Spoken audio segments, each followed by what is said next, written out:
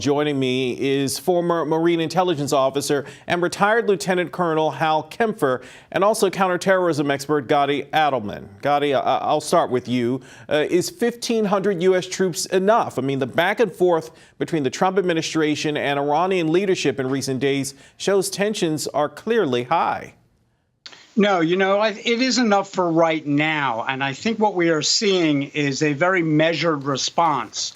If more are needed, more will be sent. But we need to understand that this additional 1,500 is going to be including manned and unmanned aircraft, squadron of fighter jets, Patriot missile battalion, as well as those that will do surveillance on the Iranian forces, as well as their proxies.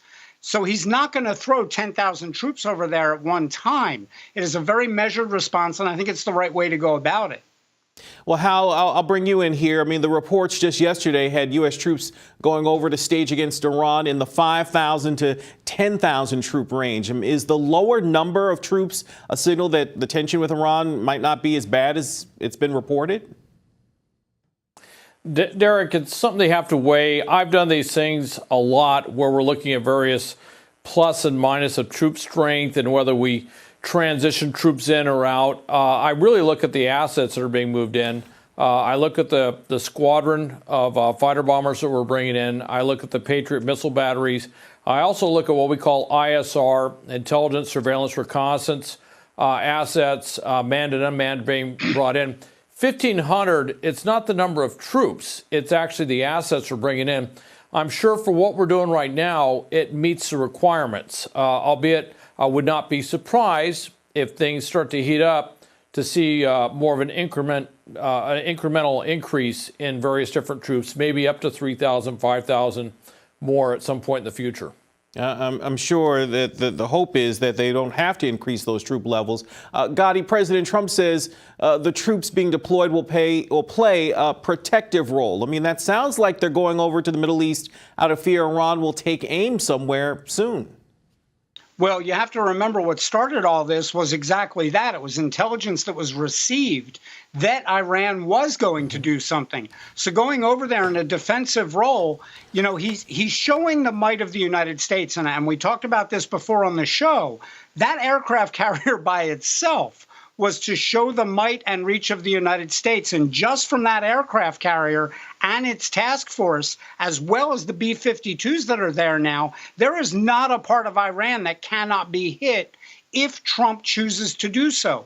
So, yeah, I don't think that saying they're going there in a defensive role, and like I said, and then the lieutenant colonel just reiterated, we have to look at what these forces are going there for. Sure. Like he said, it's not the number, it's what they're bringing with them. Well, certainly it's sending a message that the U.S. is serious about the threat of Iran by staging these troops there. We'll see and watch as it develops. Gadi and Hal, stick around, though, because we have another topic we need to get into, and that is a potentially game-changing report about what's going on in terms of Hamas. The report says Iran's economic woes have forced the country out, or at least to cut off terror funding to Hamas. So we'll have a report on that as well ahead. And we are back with our panel, former Marine intelligence officer and retired Lieutenant Colonel Hal Kempfer, and also counterterrorism expert Gadi Adelman. Hal, I wanted to ask you about a report today from Fox News saying Iran has cut off funding for Hamas. Could it be true? And if so, what could that mean for the entire region? Well, Derek, it's not just Hamas. That's one report that's out, but there's also reports out that Hezbollah is actually out there trying to collect money, saying, please contribute to Hezbollah.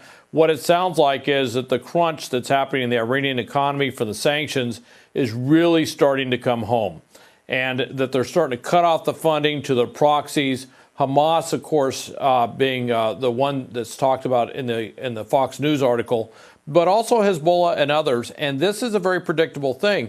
They just don't have that disposable income, if you will, to give to these different groups. And that was, I think, somewhere behind the planning of what we're doing. That was a foreseeable outcome. In fact, that was probably the outcome we were hoping for, was to kind of pull the underpinnings of that entire support program out from under it. And it seems to be working. Yeah, well, Gadi, I'll ask you, put the same question to you. I mean, Iran cutting aid to Hamas would certainly be significant, especially in terms of the Israeli-Palestinian conflict, right? To a certain extent. You know, you have to remember Hamas's main goal is the destruction of the state of Israel. And this is not the first time that Iran has stopped funding them. And there was a long time where they weren't funding them at all. But what we have to remember is they still receive funds from many other areas. Qatar has given Hamas over $1 billion since 2012. Will it put a crunch on them? Absolutely. Will it stop them from attempting to carry out with rockets and the explosive IED balloons and the fires and the sniping at the Israelis on the other side of the fence? Not at all. So, Hal, I mean, if Iran has cut funding to Hamas, I mean, that would no doubt please the Trump administration. And many people believe that that the Trump administration has sided with Israel over the Palestinians, and that this that cutting of funding it falls along those same lines, right? No, it does. It definitely, you know, well, and the lieutenant said it. Go ahead, Lieutenant. I'm sorry. Yeah. Take it away, Hal. Yeah. It pretty much does. What it does is, and Gadi put this exactly right. There's other sources of revenue for Hamas, but right now at this juncture where Hamas is, losing this source of revenue has a significant effect. And obviously Hamas's position about which has always been their position, calling for the destruction of Israel is just it's a non-starter.